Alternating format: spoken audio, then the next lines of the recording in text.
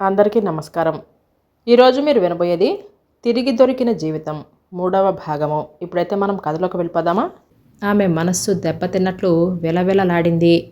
ఊహా లోకాల నుంచి నేల మీదకి విసిరినట్లు ఆమె నిజస్థితి గుర్తించుకోగానే సరోజ మనస్సు చెదిరిపోయింది. తనెంత పిచ్చిది, తనెక్కడా అతనెక్కడా, జాలిపడి ఆశ్రయమిచ్చి అభిమానించినందుకు తన అంతస్తు మరచి ఆశల నిచ్చెన ఎక్కాలి అని ప్రయత్నించటం తన తెలివి తక్కువ కాక మరేమిటి? వారు చూసే అభిమానం, ఆప్యాయతల వెనక వారి స్వార్థం ఉన్నా తనను కన్నబిడ్డలా ఆదరించి తన సమస్యలకి పరిష్కారం చూపి ఆదుకున్న వారి పట్ల తనకి ఉండాల్సింది కృతజ్ఞత కానీ హక్కులు పొందే ప్రసక్తి ఎక్కడుంది? ఛా! తనింత తెలివి తక్కువగా ఎలా ఆలోచించింది? ఎన్నాళ్ళు నయమే, ఎప్పటికైనా తన స్థానం ఏమిటో గుర్తించింది. ఇంకా ఇంకా మమతలు పెంచుకొని కలలు కంటూ బ్రతకకుండా తెలివి తెచ్చుకుంది. ఈ రోజు నుంచి కృష్ణమోహన్ తనకేమీ కాడు. తనకి ఆశ్రయం ఇచ్చిన యజమాని మాత్రమే. అతనికి తనకి మధ్య ఉండవలసింది యజమాని నౌకరు బంధం. అతను సహృదయుడు కనుక స్నేహాభావం ఉంటే ఉండవచ్చు. అంతకు మించి మరేమీ ఉండటానికి వీల్లేదు. మనసుకి పదే పదే నచ్చచెప్పుకుంటూ తనని తను నమ్మించుకుంటూ ఎన్నాళ్ళు తన బుద్ధిహీనతని తిట్టుకుంటూ ఏవేవో నిర్ణయాలు చేసుకోసాగింది. ఆమె మనస్సు ఆమెకే తెలియని వేదనతో కుమిలిపోసాగింది. ఆ బాధలో తనేదో మోసపోయాను అన్న కసి, దానికి కారణం కృష్ణమోహన్ అన్న కోపం చోటు చేసుకుంది. తాననేదో నమ్మించి మోసం చేసినట్లు ఎంతగానో బాధపడింది. ఆ రోజు రాత్రంతా సరోజ సినిమా నుంచి వచ్చిన కృష్ణమోహన్ నవ్వుతూ సినిమా కబుర్లు చెబుతూ ఉంటే రోజుల సరదాగా ఆ సంభాషణలో పాల్గొనలేకపోయింది. సరోజ ముభావతని కొంచెం సేపటికి గుర్తించిన కృష్ణమోహన్, అదేం అలా ఉన్నావు? మొహమేమిటి అలా ఉంది? ఒంట్లో బాగోలేదా ఏమిటి అని అన్నాడు ఆదుర్దాగా. సరోజ లేదు, బాగుంది, ఏమీ లేదు అని అంటూ అవకతవకగా జవాబు చెప్పి కంట్లో తిరగబోతున్న నీరు అతని కంటబడటం ఇష్టం లేక ఏదో పట్టుకొని వంటింట్లోకి వెళ్ళబోయింది. అతని పలకరింపుతో ఆమె మనస్సున అణిగిన ఆవేదన దుఃఖంగా మారిపోయింది. వంటింట్లో చప్పున కళ్ళు తుడుచుకొని మజ్జిగ తెచ్చింది. ఆమె ముఖం మీద దుఃఖపు చిహ్నాలు అతని కంటపడ్డాయి. ఏంటి సరోజా, ఇంకా ఎన్నాళ్ళని పోయిన వాళ్ల కోసం ఏడుస్తావు? మరచిపోవాలి, గుండె రాయి చేసుకోవాలి అని అంటూ సానుభూతిగా ఓదార్పుగా అన్నాడు. తన ఏడుపుకి సాకు దొరికిందని సరోజ ఈసారి కారే కన్నీటిని తుడుచుకోలేదు. ఆ కన్నీరు పోయిన వారి కోసం కాదని అతని కోసమని అతనికి తెలియదు. చెయ్యి కడుక్కొని అమ్మ పడుకుందా అని అంటూ మేడ మీదకి వెళ్ళబోయాడు. పక్క మీద వాలి ఎందుకో తెలియని దుఃఖం పొంగి పొర్లగా కరువు తీరా ఏడ్చింది సరోజ.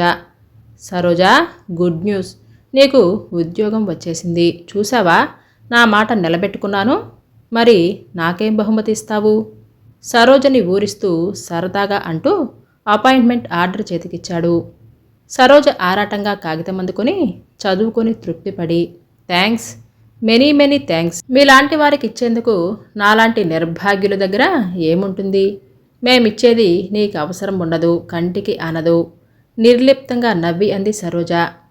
అదేమిటి అంత సీరియస్గా మాట్లాడుతున్నావు? ఇంత మంచి వార్త తెచ్చినందుకు ఎంతో సంతోషపడతావు అని అనుకున్నాను. ముఖం అలా పెట్టావేమిటి? అసలు 2 రోజులు బట్టి నీవెందుకు ఏదోలా ఉంటున్నావు?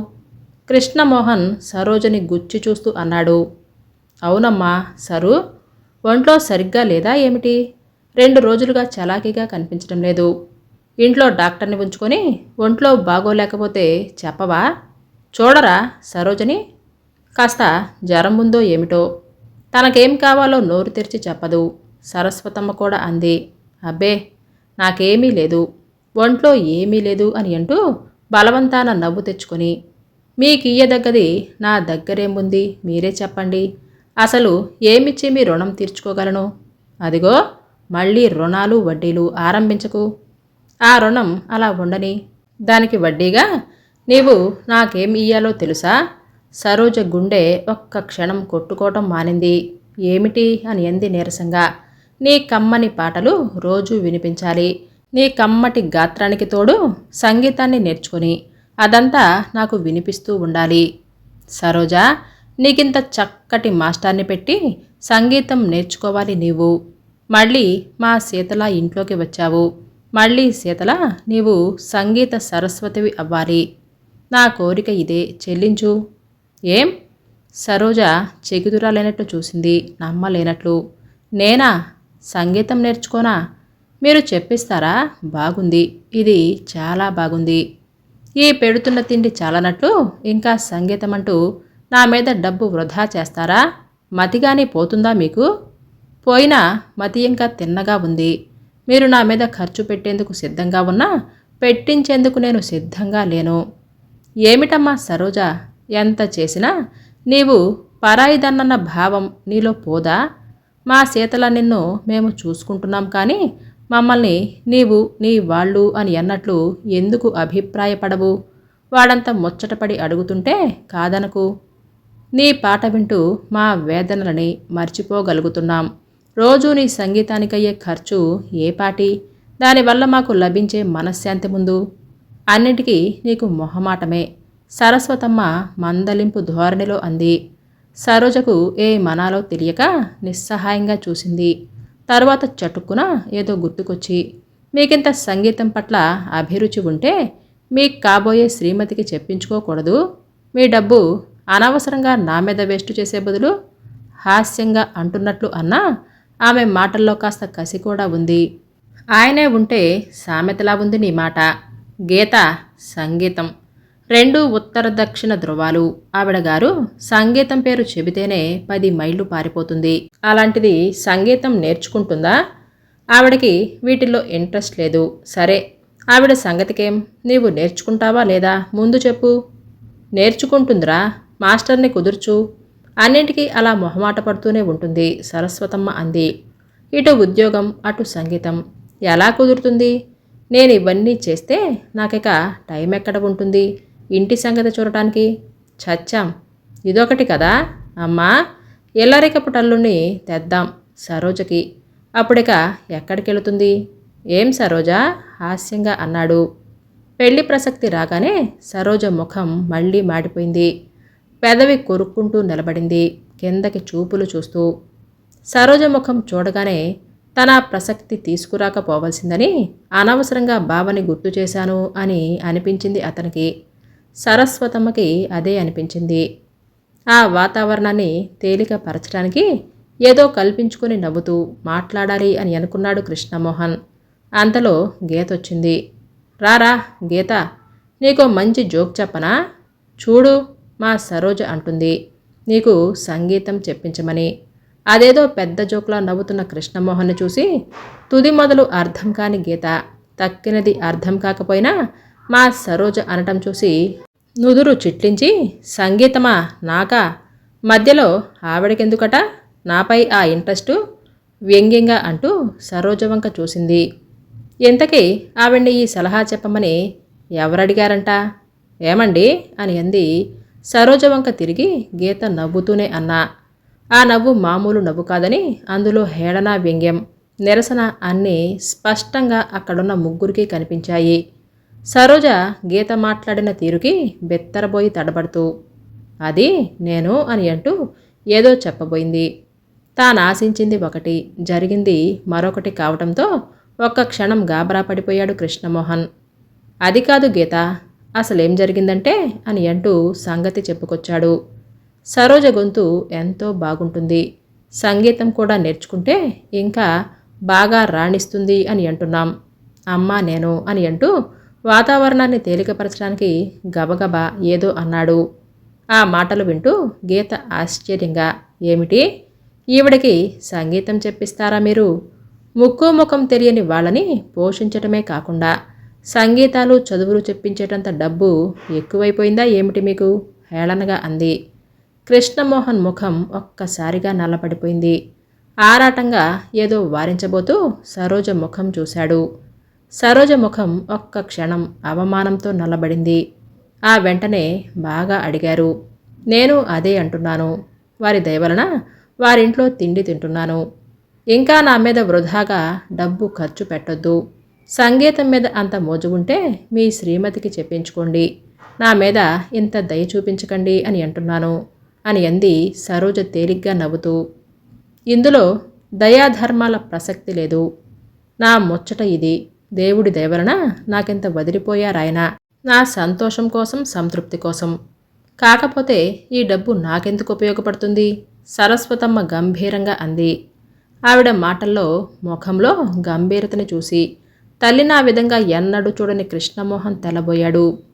ఇది ఆమె డబ్బు, నీ మొగుడు సంపాదన కాదు అని అన్నది ఎంతో తెలివిగా, స్పష్టంగా వెల్లడించిందో. తన సొమ్ము తన ఇష్టం వచ్చిన రీతిన ఖర్చు పెట్టుకునే సర్వాధికారం ఆమెకున్నట్లు వెల్లడించిన ఆ మాటకి ముగ్గురు ఒక నిమిషం తెల్లబోతూ నిలబడ్డారు. గీత ముఖం కందగడ్డలా ఎర్రబడిపోయింది. తనకేదో అవమానం జరిగినట్లు పౌరుషంగా విసురుగా, మధ్యన నాకెందుకు, ఎవరెలా ఏడిస్తే నాకేం అని అంటూ తలగరేసి విసవిస బయటికి వెళ్ళిపోయింది. గీత అని అన్నాడు అధికారంగా కృష్ణమోహన్. గీత మేడ మీదకి రా అని అంటూ ఇంకేమీ మాట్లాడకుండా మేడ మీదకి దారితీశాడు. అతని గొంతులో గంభీరతకి వెళ్ళబోతున్న గీత ఒక్క క్షణం ఆగిపోయింది. ఆ తర్వాత నిర్లక్ష్యంగా సరస్వతమ్మ సరోజల వంక ఒక్క చూపు విసిరి మేడమెట్లెక్కింది. సరోజ సరస్వతమ్మ వంక చూసింది. ఆవిడ ముఖం అంత గంభీరంగా ఎప్పుడూ చూడలేదు సరోజ. ఆవిడ సరోజ వంక ఒకసారి చూసి మామూలుగా నవ్వు తెచ్చుకొని, చూడమ్మా, వంటావిడ ఇందాక ఏదో అడిగింది అని అంది. సరోజ లోపలికి వెళ్ళింది. గీత, నీవు కాస్త మాట్లాడే ముందు వెనక ముందు ఆలోచించి మాట్లాడితే బాగుంటుంది. నీకెంత తోస్తే అంత అనేయటం తప్ప అవతల వాళ్ళు ఏమనుకుంటారు అన్న ఆలోచన తోచదా? కృష్ణమోహన్ గీత వంక చూస్తూ కాస్త తీక్షణంగా అన్నాడు. ఏం? అంత కాని మాట ఏమన్నాను? ముక్కు మొహం తెలియని దాన్ని ఇంట్లో కూర్చోబెట్టి మేపటం కాకుండా సంగీతాలు చెప్పిస్తారా? నేనే కాదు, ఎవరైనా ఇదే అంటారు. మీకు మతిపోయిందో, డబ్బంతా ఎక్కువైందో? ఈవిడ గారికంటే పేదలు లక్షల మంది ఉన్నారు. అందరినీ పిలిచి దానాలు చేస్తే సరి, ఉన్నాస్తేదో ఓడే వరకు. గీత కృష్ణమోహన్ కోపానికి ఏమీ చెదరకుండా అంతకంటే తీక్షణంగా గట్టిగానే జవాబిచ్చింది. కృష్ణమోహన్ పళ్ళు బిగించి, ష్, నెమ్మదిగా మాట్లాడు. ఏం? నాకేం భయం? ఉన్నమాట అనటానికి నేనెవరికీ భయపడను. మీ అమ్మగారంటే ఏదో కాస్త కూతురులా కనిపించిందని ఒళ్ళుపాయి తెలియకుండా ఇంట్లో చేర్చి అంతా దోచిపెడుతుంది. ఆవిడకేం? ఇవాళ్ళుంటారు, రేపుండరు. రేపొద్దున ఇదంతా మనదే కదా. మీకా మాత్రం బుద్ధి ఎందుకు లేకపోవాలి? ఆవిడ మొగుడు ఇచ్చిపోయాడంటే ఇలా తగలేయటానికా? ఏం? కొడుకుగా మీకేం హక్కు లేదా ఈ ఇంట్లో? తీక్షణంగా రెచ్చిపోతూ అంది గీత. కృష్ణమోహన్ గాబరా పడిపోయాడు. గీత, ప్లీజ్ కాస్త నెమ్మదిగా మాట్లాడు. అమ్మ వింటే ఏమనుకుంటుంది?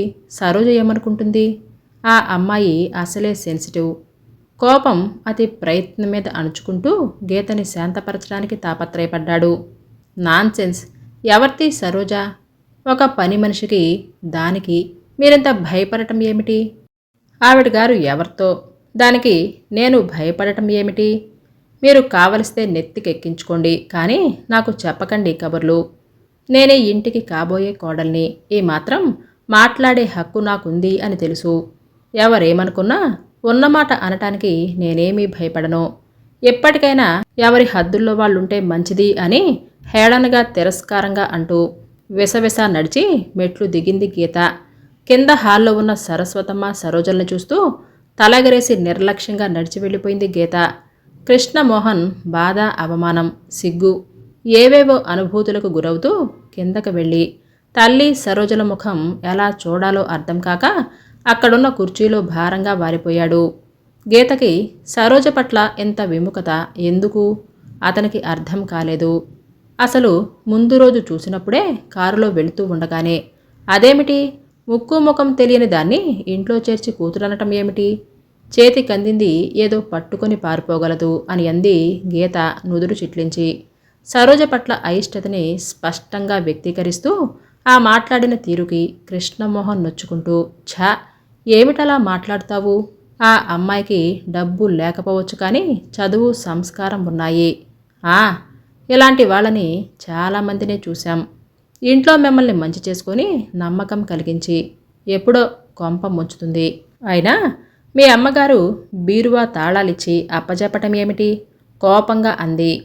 కృష్ణమోహన్ ఇక ఊరుకోలేక, సరోజని మా అవసరం కోసం మేం ఉంచుకున్నాం కానీ ఆ అమ్మాయి ఉంటాను అని అనలేదు.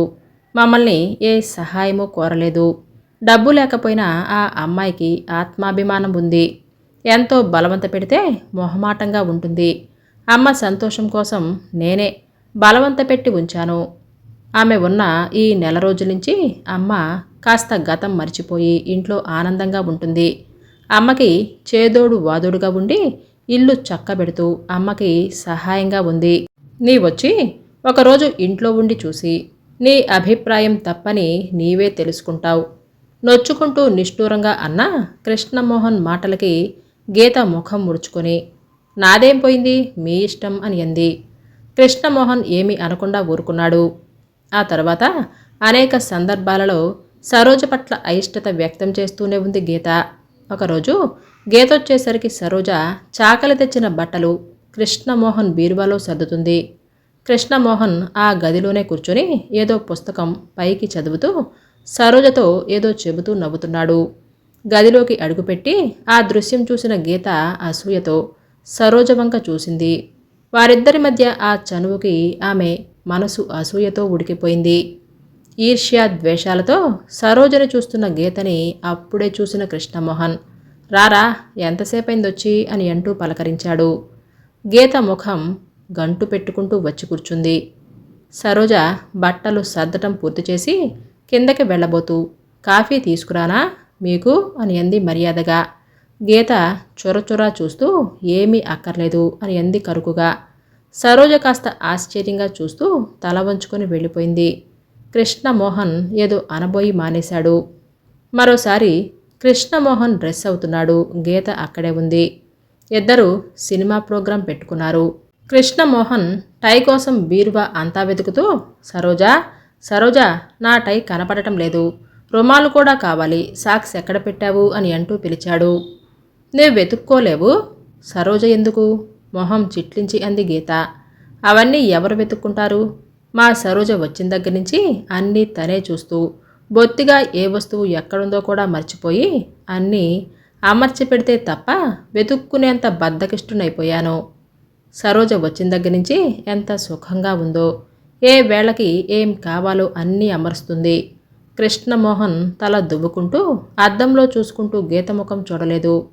చూసి ఉంటే గీత ముఖం ఎలా ఎర్రబడిందో, ఆమె కళ్ళల్లో ఎంత అసూయ ద్వేషాలు ప్రతిఫలిస్తున్నాయో తెలిసేది. సరోజ రాగానే ఆమె వంక చొరచొరా చూసి విసురుగా ముఖం తిప్పుకుంది గీత. సరోజ బీరువా తీసి, మీకెదురుగా ఉన్నవే కనపడటం లేదు ఈ మధ్య అని అంది చనువుగా మందలిస్తున్నట్లు. నీవుండగా వెతుక్కునే బాధ ఎవరు పడతారు? ఒక కేక వేస్తే నువ్వు వచ్చి ఇస్తావు అని తెలిసాక బద్ధకం పెరిగిపోయింది సరోజ. ఇదిగో ఈ ఫ్యాన్ డ్రై వాష్కి ఇయ్యాలి అన్నట్లు పర్సులో డబ్బుందో లేదో చూసి లేకపోతే పెట్టు అని అంటూ పురమాయించాడు టై కట్టుకుంటూ. సరోజ అతని పనులన్నీ చేసి కిందకి వెళ్లే వరకు అతి ప్రయత్నం మీద కోపం నిగ్రహించుకుంది గీత. సరోజ అలా వెళ్ళగానే మీ అమ్మగారితో పాటు నీకు ఆ సరోజని చూస్తుంటే మతిపోయిందా ఏమిటి? దూకుడుగా అంది గీత. చకితుడైనట్టు తల తిప్పి చూశాడు కృష్ణమోహన్. ఆమె మాటలు అర్థం కానట్లు ప్రశ్నార్థకంగా చూశాడు. బాగుంది నీ వరుస, నీ గదిలోకి రావటం, నీ వస్తువులు సవరించటం, నీ పనులు చేయటం, నీ వస్తమానం ఆవిడ గారిని పిలవటం, చాలా దూరమే వచ్చిందే వ్యవహారం. బీరువాలు తెరిచి డబ్బులు కూడా ఇస్తుందా? 2 నెలల్లో ఇంత చుట్టమైపోయిందే అని అంది కసిగా. గీతా అని అన్నాడు కృష్ణమోహన్ వారిస్తున్నట్లు. ఏమిటలా మాట్లాడుతున్నావు అని అన్నాడు హర్టై. ఇంకెలా మాట్లాడతాను? ఈ ఇంట్లో 2 నెలల్లో ఓ ముక్కు ముఖం తెలియని దాన్ని తీసుకొచ్చి దానికంత ఇంపార్టెన్స్ ఇయటమేమిటి? నేను చూస్తూనే ఉన్నాను మోహన్, ఈ వరుస నాకేమీ బాగోలేదు. కట్టుకున్న పెళ్ళాం కంటే ఎక్కువగా సరోజా సరోజా అని ఆవిడ నామస్మరణం చేస్తున్నావు. ఆమె ముఖంలో కనిపిస్తున్న అసూయ చూసి అర్థమైనట్లు నవ్వి, ఓస్ అమ్మగారికి ఎంత అసూయ! సరోజతో మాట్లాడుతున్నాననా కోపం, మరేం చేయను? నీవు వచ్చే వరకు నా పనులు ఎవరి చేతో చేయించుకోవాలిగా. తమరు రాగానే ఆ డ్యూటీలన్నీ హ్యాండ్ ఓవర్ చేస్తాను అని అన్నాడు గీత ముక్కు పట్టుకుంటూ. గీత అదంతా కేవలం అసూయతో అంది అని ఊహించి అతనలా ఆ సంభాషణని తేలిగ్గా జమకట్టి మాట్లాడుతూ ఉంటే ఇంకేమీ అనలేక ఊరుకుంది గీత. కృష్ణమోహన్ సరోజ ఇలా అలా అని ఏదైనా ఎప్పుడైనా చెప్పబోతే గీత ముఖం చిట్లించుకొని నీకు మాట్లాడటానికి సరోజ తప్ప మరేమీ లేదేమిటి, పనివాళ్ల కబుర్లు వినాలంటే అసహ్యం నాకు అని అంది. సరోజ పనిది కాదు అని ఎన్నోసార్లు చెప్పాను నీకు. ఆ అమ్మాయంటే నీకంత చులకన ఏమిటి నొచ్చుకుంటూ అన్నాడు కృష్ణమోహన్. దిక్కుమొక్కు లేనిదాన్ని ఇంట్లో పెట్టుకొని మీరు కావాలంటే ఆవిడ గారిని నెత్తిమీద నెక్కించుకోండి, కానీ ఈ నాన్సెన్స్ అంతా నాకు చెప్పొద్దు. అసలది వచ్చిన దగ్గర నుంచి నీవు మారిపోతున్నావు, నేను చూస్తూనే ఉన్నాను అని అంది ఉక్రోషంగా గీత. ఆ అభియోగానికి విస్తుపోతూ నీకు మతిపోతుంది ఈ మధ్య అని అన్నాడు కృష్ణమోహన్. నాకు కాదు, నీకు మతిపోతుంది. నీ మతి పోగొడుతున్నది ఎవరో తెలుసా నాకు, మరింత తీక్షణంగా అంది గీత. ఛ గీత, సరోజ నాకు సోదరి లాంటిది. మా సీతలా చూసుకుంటున్నాం అమ్మా నేను. పిచ్చి పిచ్చి ఆలోచనలతో నీ బుర్ర పాడు చేసుకోకు అని అన్నాడు మందలిస్తున్నట్లు. అయినా నీలాంటి అందగత్తెను ఉంచుకొని సరోజ లాంటి అమ్మాయి వెంటపడేంత తెలివి తక్కువ వాడిలా కనిపిస్తున్నానా నేను అని అన్నాడు నవ్వుతూ. ఆ మాటకి కాస్త సంబరపడింది గీత మనసులో. గర్వము తొంగి చూసింది. ఆమె కళ్ళల్లో నిజమే, తన ముందు సరోజ చాలా సామాన్యంగా ఉంటుంది. తనని, తన డబ్బు, హోదా, అందం అన్నీ ఉన్నదాని కాదని సరోజ వెంట ఎందుకు పడతాడు? కేవలం అన్ని పనులు చూస్తుందని, చనిపోయిన చెల్లిలా ఉందని కాస్త అభిమానిస్తున్నాడు కాబోలు. అయినా ఇంకెన్నాళ్ళు? మరి 4 నెలల్లో ముహూర్తం పెట్టారు పెళ్ళికి. ఆ తర్వాత ఆ ఇల్లు, ఆ యజమాని అన్నీ తనకేగా. అప్పుడీ ఆటలు సాగనిస్తుందా తను? ఈలోగా ఊరికే గొడవ పడటం ఎందుకు? కృష్ణమోహన్ మాటలతో సంతృష్టి చెందిన గీత అప్పుడు ఇంకేమీ అనలేదు. కృష్ణమోహన్ తనవాడు, తనకి కాబోయే భర్త. అది కాకుండా చేసే శక్తి సరోజకు ఏమీ లేదు. అలాంటి దాని పట్ల తనకి అసూయ ఏమిటి అని తనకు తాను నచ్చచెప్పుకుంది. అయినా సరోజ కృష్ణమోహన్లు చనువుగా మాట్లాడుకుంటున్నా ఆ ఇంట్లో సరస్వతమ్మ కృష్ణమోహన్ సరోజకిస్తున్న గౌరవం, అభిమానం అవి చూస్తుంటే ఆమెకి తెలియకుండానే ఆమె మనసు క్రోధావేశాలతో అసూయతో భగ్గుమనేది. మొదట్లో గీత మాటలని, ఆమె హావభావాలని గుర్తించలేకపోయాడు కృష్ణమోహన్. కానీ రాను రాను ఏ విషయం ఎత్తినా సరోజ గురించిన ప్రసక్తి రాగానే, ఆమె కనపడగానే చొరచొరా చూస్తూ ఏదో ఒకటి అంటూ ఎత్తి పొడుపుగా, హేళనగా, తిరస్కారంగా మాట్లాడే గీతని ఏమనాలో తెలియక, సరోజ పట్ల ఆమె విముఖతని అర్థం చేసుకోలేక, ఇటు గీతకి నచ్చ చెప్పలేక, అటు సరోజ ఏమనుకుంటుందో అన్న చింతతో ఇద్దరికీ సమన్వయం ఎలా కుదర్చాలి అని అనుకుని మదన పడేవాడు.